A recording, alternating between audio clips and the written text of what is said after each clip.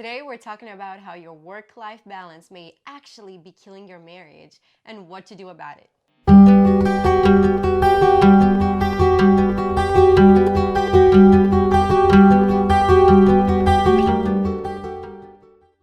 Hi, and welcome back to Blunt Script, where our goal is to share with you uncensored truth about challenging relationship and life questions.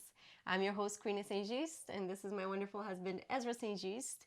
And before we do go on, please do click that like button to be able to help out our algorithm.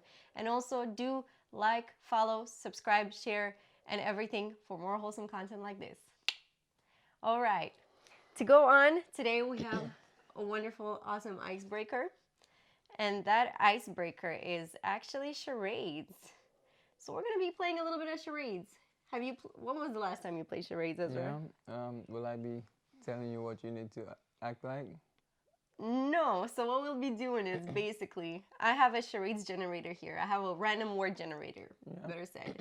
And you can click on this. It's on medium setting. And it's going to give you two words. And you can choose between those two. Okay. And you have to act it out without talking or without letting me know what it is. Only with your actions. And I have to guess. So whenever you're ready, I'm not going to look because I can kind of see the screen. Okay. I don't know if you can see this, but let's see here. Which one, the top one or the bottom one? The bottom. Okay. Okay. You thought I saw her a second. So,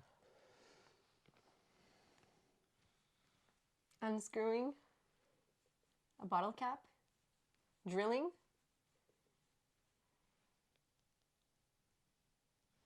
a little fuzzy funnel pipe cleaner, a screw. Am I getting it even remotely close? close. A screwdriver. Yeah, screwdriver. Okay. Well, you can tell me, okay? Okay, cool. Now it's my turn. I'm getting involved in this one. Ready? Okay. I'm also picking the bottom word. Okay. I took a screenshot of my last one, so we can probably show on the screen. Oh, you can. Okay. All right. So, okay. See, you writing letters?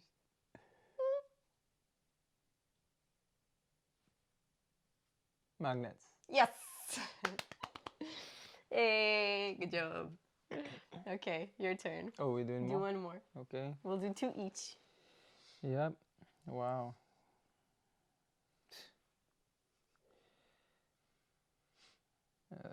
Okay.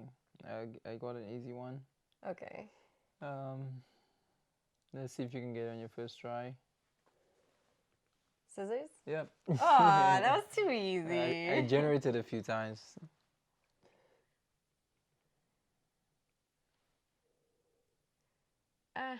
Okay.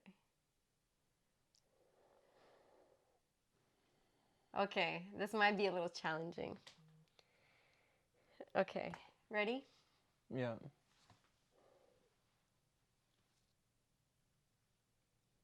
Globe. World. Equator. Yes! Yeah. Good job. High five. We did good. Okay, all right. Awesome. So let's actually be talking about balancing our work and relationship life, right? So we're going to be talking about this and where is the balance in working and actually having a relationship? Is there a balance to this? So in a typical American household, right? Usually what happens is the spouses wake up in the morning. One of the spouses may be asleep or not asleep, right? Then they wake up, they go to breakfast. Sometimes they may or may not eat together breakfast, and then they go off to work. Then they're at work, they get stressed, they get influenced by the work atmosphere, and then they come back home to try and decompress and relax. But that usually ends up in one taking out the stress on the other because they're so irritated or they're affected by the emotions they've had from work all day long. So when they come home, they usually rub shoulders, and many times people get frustrated with each other, irritated. Then they spend a measly little dinner together, a measly little time having dinner together, and then they go to bed and they wake up to repeat the cycle all over again. So let's talk a little bit about this situation and how it should really be instead of that. What do you think about the typical American day? Well, I mean, it's I guess in a general sense, I mean, personally, I'll say from the standpoint, I'm also not the biggest fan in 9 to 5s. But again, I Me mean, neither. if we're speaking about the typical American, we know the typical American has that 9 to 5 rat race type of cycle, and Right. it's something that you have to wake up to be able to put food on your table, you know, to be able to provide for your family and so on, and you know, we spend so many hours at work, and the time it takes on the morning to get ready to travel there, by the time you travel back, it's already late, and so really and truly, I mean, you could be doing stuff, you know, spend a lot of time at evenings, but at the same time too, I mean, I understand from a lot of people's perspective, you know, it's you know, they have to also go to sleep soon after to be able to wake up the next day for work, so they don't lose their job and they can actually get there on time. So I feel like in a lot of those cases, you know, there is like small windows of time that should be taken advantage of, and make use of, instead of, like, you know, just spending it through idleness, and also taking advantage of off days, you know, whether that may be weekends for many. So you think Yeah. instead of maybe coming back home and watching the TV to try and relax and decompress, you should actually spend that time with your spouse? Yeah. So I mean, this is what, right?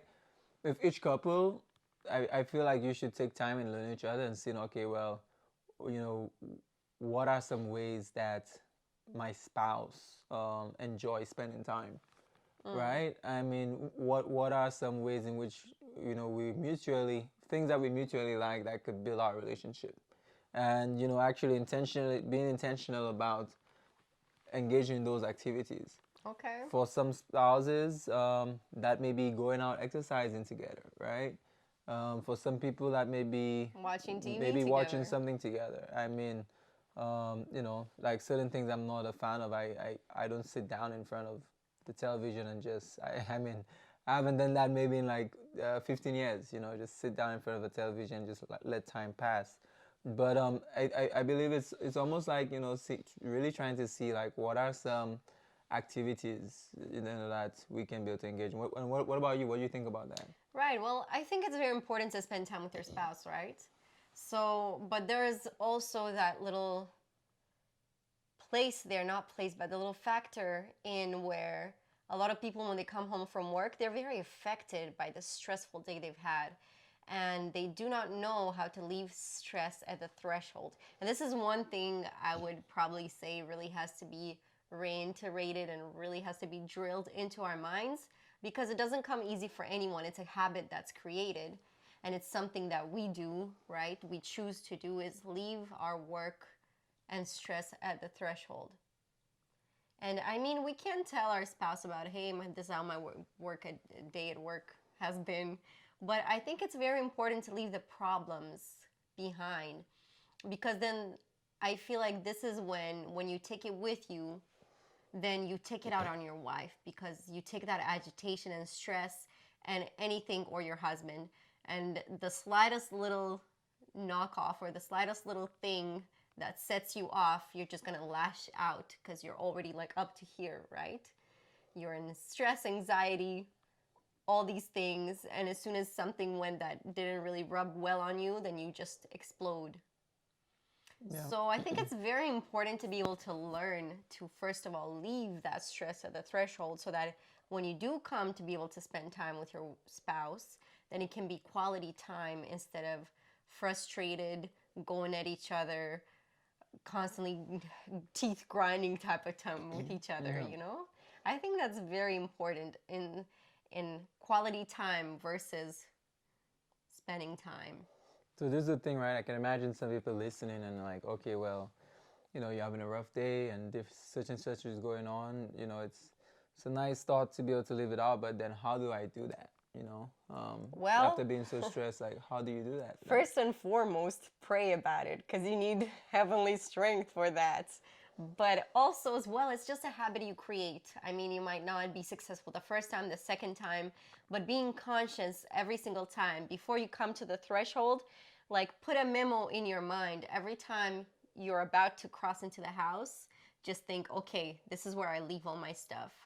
And if you need 2-3 minutes to just shake it out outside the door, then shake it out outside the door. And when So you you come just inside, like shake off your stress? Is that what you do? well, it helps to, the figurative of it helps to actually be able to mentally let go of it as well, because um, it's a habit that's going to be created through hard work, because we've been used to doing this for years, and this is just our go-to reaction. It's hard to get rid of something like that. But if every time before you cross the door, you're just going to say, okay, this is where I leave it. And even if somebody says something or does something that could, tick you off, just take a breath and then, talk about it. And maybe maybe your spouse wasn't able to leave it at the door. So help your spouse to also just say, hey, let's calm down for a second and let's do over again. And it's very important, I think, to pray about it, because these things come really hard. And I think if you don't pray about it, you're going to have 2 times as hard of a time with it than if you prayed and you actually got some heavenly strength to be able to help you to fight off all of that stuff that might linger, And also for us, it's like a few different dynamics, right? Because for regular person out there, I mean, the majority of people may have 9 to 5 jobs. Like, I mean, personally, I never really worked a full-time 9 to 5 job. I only did like a 9 to 5 when I was in like high school for 2 weeks. That was on like Easter vacation, and so then it's hard in that sense to sort of sort of like relate in that sense. But then, like for example, right now we work from home, right? And so if I'm dealing with a client, or if you're dealing with a customer, or whatever the case might be, we're at home, and if there is any stress that we got over the phone on a Zoom call, or through client meetings and so forth, it's like in the home. That's a very good point. How do you Yeah. leave stress at the door when you work from home? Yeah. So then it's different dynamics, like different people experience and go through, and it's I guess at the end of it all, it's all about how we handle situations, and just really trying to see how to more productively like handle the external stresses, and not allowing that to be also translated to anyone else. Like for example, I mean, I know in a lot of like teacher scenarios, right, where in the flip side, a lot of them may not necessarily be always bringing the stress from school to home, but sometimes they bring it from home to school, and then that is also shared over onto the students that may be there. If something happens, then immediately they become agitated, flustered, and so forth. So it's like, really in general, I see the need of being able to like really have that balance in general of better management with that. Right. But then especially for relationships, bringing that from a workplace into a relationship, it could definitely get to a point where it could explode, right? Where every little thing could become a major thing, because we're now on edge with everything, because maybe I had a very bad day, things are very tough, and things are very difficult. So the minute, let's say you or I do something, or a spouse does something, then it's almost like a snap right away, because maybe we haven't productively handled whatever it is that we were dealing with. Yeah, I think it's important to, I think working from home is kind of similar, the principles as the same as when you work outside the home and you come in. I think first of all, the main common factor is to first recognize that, hey, every time I come home, I'm literally a bomb waiting to detonate every time something happens. So that's one. And two, asking the Lord for help. Lord, I know that every time I come home, or every time I interact with my spouse when I am home, every time I interact with my spouse, I'm so irritated and frustrated that I take it out on her, and I come out as a miserable person. So I would like to change that, and then put steps in changing that. So creating a habit, and even if you are working there and your wife is right there all the time, or your husband, you just came off with a client, you're very frustrated. Before you seek to speak to anyone else, just take a deep breath. Okay. And then think, what am I going to ask, or what am I going to tell my spouse? And just the act of you speaking and saying it in your mind makes you kind of hear yourself what you would sound like. So then you're like, oh, wait, that's a little bit harsh. So then that helps you to be able to, now when you speak, actually speak, to be able to say how you mean it, and not just your anxiety and your anger lashing out from whatever has happened the past 2 minutes. I think we have a lot of those really great examples, especially because we deal a lot with talking with people on the phone, right? So I remember there was this one time I spoke with a lady on the phone, and she was just so upset, and she was just shouting at me and stressing me out, because stress is contagious.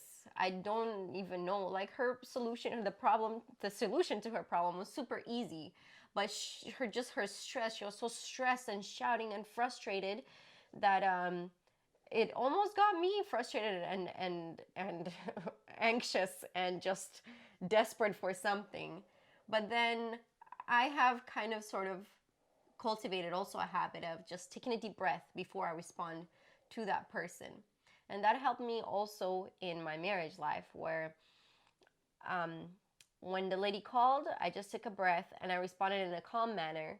And me talking in a calm manner to her has made her calm down right away. She realized that she sounded ridiculous by shouting at me. Do you remember that time? I'm not sure, but Well, yeah, there were many, it happens. but I mean, this people shout all the time. that was It's the one customer time service. I really shared it with you, I think, because the lady just, it was almost like miraculous. She was just so frustrated and angry and shouting really loud. And then I just responded to her very calmly, and I told her, don't worry, we're going to go through this. Let's just give me just 1 second to try and open up my stuff, and I'm going to be able to help you out, and we'll deal with it together. And she relaxed and calmed down one time. And she said, okay, yeah, that sounds good. And, I think this is the same way in a marriage. Sometimes even when a spouse is shouting at us, or when a spouse is being frustrated with us for whatever reason, we need to learn to just us be calm and respond in a calm, actually nice manner. Is that an easy thing to do? It is not. Yeah. But that would also help our spouse. And I Yeah. think this is what marriage really is, right? To help each other through life, to help each other to pulir, how do you say that? To polish each other's characters as well. There's a reason God puts us together, so that we can be better after our marriage with each other, so we can learn. So I think this is also going to help one another as a family, to be able to, I'm going to help you to calm down by me being calm, and not without any other attitude, just calmly telling you, hey, okay, let's see what we can do. And then that reminds you that, okay, we need to calm down, and vice versa. Yeah. Yeah, so no, definitely. So, and it's like people always, like, people think and say, well, it's easier said than done. I mean, in those situations, the battle is always like, okay, well, do I prove my point or whatever it is? Do I, maintain my position, or do I humble myself? And I think the key is to make the relationship work before proving your point. Yeah, I mean, and that's what needs to be done. But I'm just like really showing, like, okay, the conflicts in people's mind, right? Because that's a natural tendency. Like, you want to be able to be right, and then as a result of those items, sometimes we don't really sit back and, like, okay, let me just process, let me think, let me respond properly. I mean, it all depends on the situation, of what is going on. But then it's sort of like being the one, if something happens, or there's some sort of response, retaliation, whatever it is like each person actually taking it upon themselves to be like, you know what, let me be the one to, maybe give a soft answer, maybe humble myself, and so forth, and not expecting it from someone else. And I think that helps a lot, even if someone doesn't, but still on our part doing it. And if both people are thinking that way, then you'll see two people humbling themselves, right? Right. And trying to make things work in that I think sense. that's very important to do the best that you can with what you have without looking at what the other person does. Even if you want the other person to do something else, doing the best you can without regards to the other person. That's very important. And do you think actually that maybe sometimes overworking affects this because people work so much, and not just overworking as in they spend so much time at work itself, but they actually bring work with themselves when they come home. So that also creates a type of overworking, and this causes stress and also less time spent, quality time spent with the spouse. Yeah. I mean, I'll say this too. Like overworking in general is not good. It's bad. It's not the most fruitful thing to do. If one overworks, then you have less time to be able to spend with other things that really matters, like family, friends, and so forth. However, so there's always a limit to everything. Like when you look at temperance, balance, there's always a limit, right? Yeah, for The sure. same thing for underwork. Underwork is also danger. It's bad, As much as overworking is bad, is probably underworking might be even worse. Because the Bible speaks a lot about idleness, and that was actually one of the sins of Sodom and Gomorrah, and that led to lots of homes being destroyed. I mean, families were, it was very chaotic as a result of that type of a lifestyle. So it's really finding the balance in between and seeing, okay, well, what is it, maybe what may be a good time frame, a good amount of time for me to actually put into my work and balance out the other areas of my life as well in a healthy way. And, and then, I mean, the way we work right now, like we work from home, so there are times when we can easily be able to say, okay, you know what, let's just go out maybe to the park for like a couple hours during the daytime, during work time, because it's a nice thing not having, a boss over you and expecting, clock in at 9, clock out at 5. So I would Creating your say own like schedule. having even just having our own businesses, and we do ministry together as well in business, where we're in charge of how we operate. I mean, there are lots of pros to that. Of course, it comes with lots of responsibility and lots Yeah. more sacrifice, and sometimes it's very easy when you're running your own business to work many hours. And I'm telling you, it's something that I've fallen into many times, that I had to sit back and really evaluate and try to put times in place and still going over it. And it's because when you have something and you're in ownership of something and you want to see that thing grow, it's like you put like even more into it than you would a 9 to 5, right? So Yeah, that's there's a true. balance in everything, both with underworking, overworking, but finding that healthy balance so you can balance out the other areas of your life. So, when do you actually spend time with your spouse? Do you spend time with your spouse only on the weekend? Only when you go to church? Or do you spend, when do you find the time to spend with your spouse? Yeah. So you're asking me when I spend time with you, or what is the question? Okay, let's see. How do we? The question is, when would one person, a Yeah. person, find time to spend with their spouse? But maybe we can put in our example of what we do and what we try to do, um, to be able to really spend quality time with each other. And that's aside from the fact that we're already always together, but that time is not quality time, right? Because we're working, we're doing Yeah. other stuff, and it's not just quality relaxed time, or Yeah. we can just get to know each other and spend time with each other without the distraction of work and this and this and that. No, definitely. It could be sometimes the pros and cons to seeing your wife all through the day. But if anyone wants to be able to get past all your stages that is spoken about in marriage, the honeymoon stage, and all the other stages, and you really want to learn someone on steroids, then work at home and see each other every day. 24/7. You will learn each other pretty fast. You will learn each other pretty fast. I But think it's yeah. beautiful that a way we can spend time with each other actually is we get to eat our meals together. Okay. We get to share that time. And I think for me, especially, that's important because growing up, well, aside from when I was in school, obviously, but mealtime was very important with my family. There was none of that, oh, I eat when I arrive home and someone eats when they arrive home. We had a specific time. Nobody ate until everybody was ready to eat because it was like a sacred family time, meal time. And I think that was beautiful. And I think it's very beautiful that we can also continue to implement this in my married life with you. I really appreciate that and I value that. And also, I think it's another way we spend time together is many times just going on a walk, right? Well, many times we kill two birds with one stone, and not many we would take like a you saying digestive that, walk. but yeah. It's a proverbial. It's a saying. We take a digestive walk to help our digestion after a meal, and also to just spend time with each other and enjoy our nature together with each other. And I think that's very beautiful too. Yeah. And also we have our date days, right? We try at least once a week to go, although it's been hard sometimes when work is overflowing. Sometimes you're just so tired that all you want to do is just stay at home.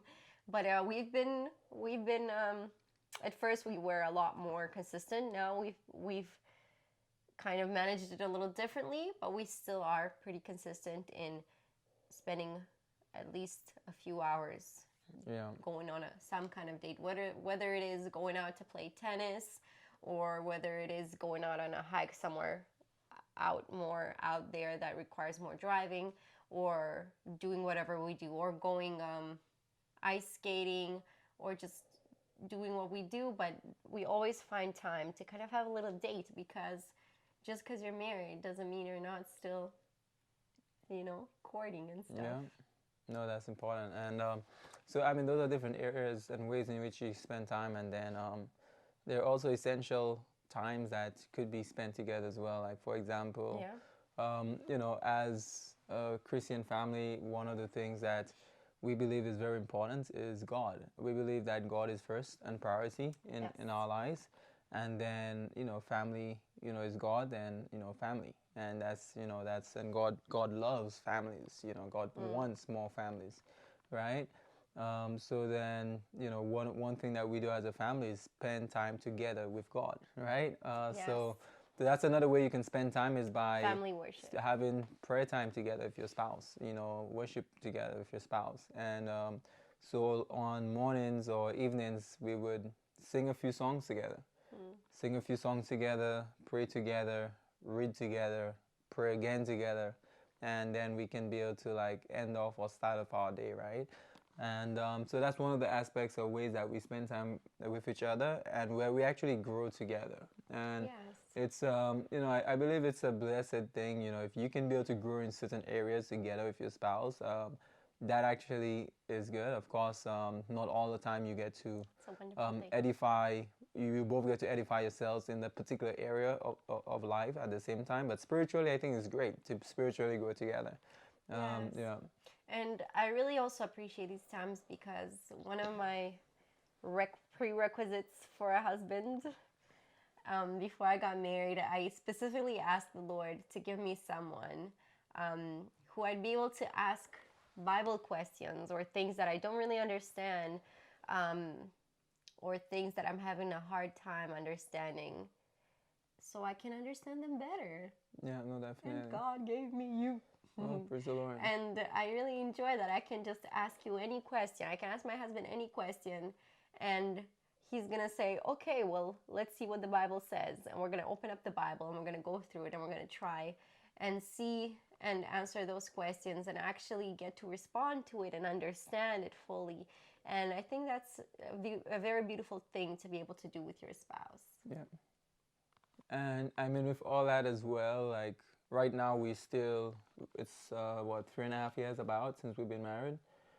Yeah. And we have no kids, so of course, what Not we're yet. referring to is without the dynamics of children as of right now. But I could imagine there are couples that have children already, Yeah. right? And when you look at the heavenly order of things, you have God, you have husband and wife, and you have the kids.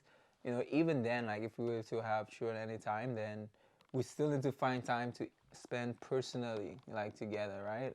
Yeah. Of course, and also spend time together with our kids as well. So, Mm. for families, those dynamics is still recognizing that you don't want your relationship with your children to overpower and overshadow the relationship you need to continually build with your wife. The reason why is because I've been in situation because also from background I've worked with a lot of people. We work with people in health, and over the years I've been involved in a lot of health work, consulting individuals and so forth. That as a result of consulting people for their health, I also found there were connections with people's stress life, marital life, Mm. different aspects, and how it's impacting their physical illness and physical disease. Oh And yes. the reason why I mention that is because that led to me speaking with a lady who was having some particular illness, and then coming to find out, I asked her, "Well, how's your marriage?" And it's she was 20 years married, but yet was now contemplating divorcing her husband, even if she had so many kids and everything else. And it's very easy to be able to like not work on that spousal relationship anymore, and then just sticking together and just sticking things out just because there are children in the midst, but not actually solving things.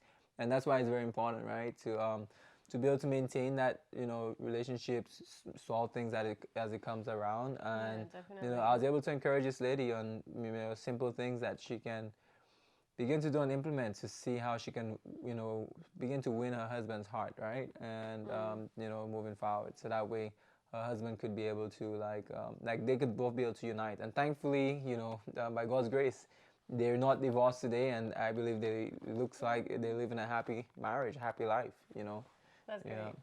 That's great.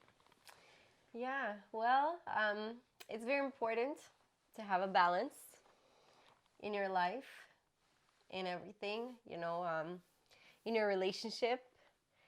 I think there's everything that we have on earth requires some sort of balance, right? It requires there to be kind of like an order. So I think in everything also, especially with our relationship and with our work life, there has to be a sort of balance, especially because it's very easy to kind of get sidetracked in one way or the other.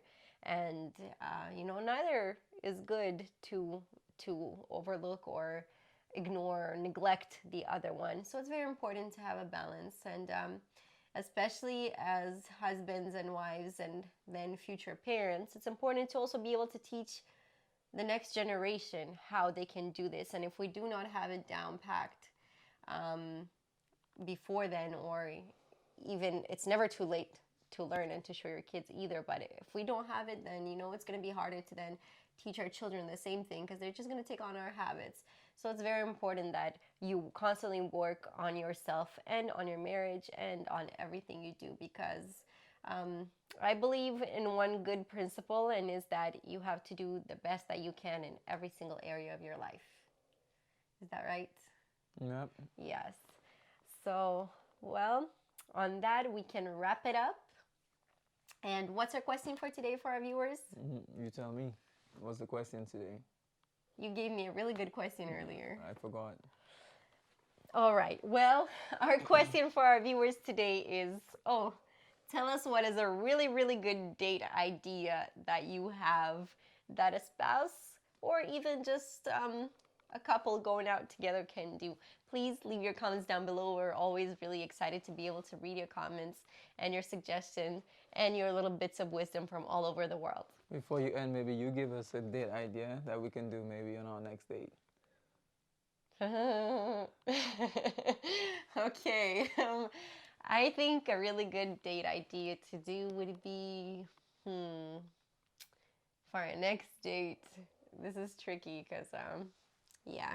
Or just give a general, in general, a Yeah, date okay, idea. in general. A date idea, I think it's really nice. Let me say something that we don't usually do or we haven't done in a while.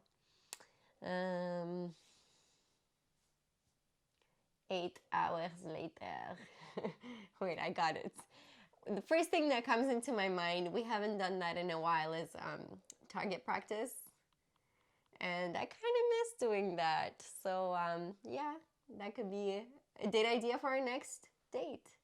Okay, that's good. I mean, so definitely, you see, we need a lot of your ideas as well. Maybe we'll implement some of those, and I'm sure a lot of other people benefit by seeing maybe what you have as well, and that, you know, just to keep that fire burning, right? Yes, share with us, please. All right. Don't forget to like, subscribe, follow, share, and all that good stuff. All right, till next time. Doodles.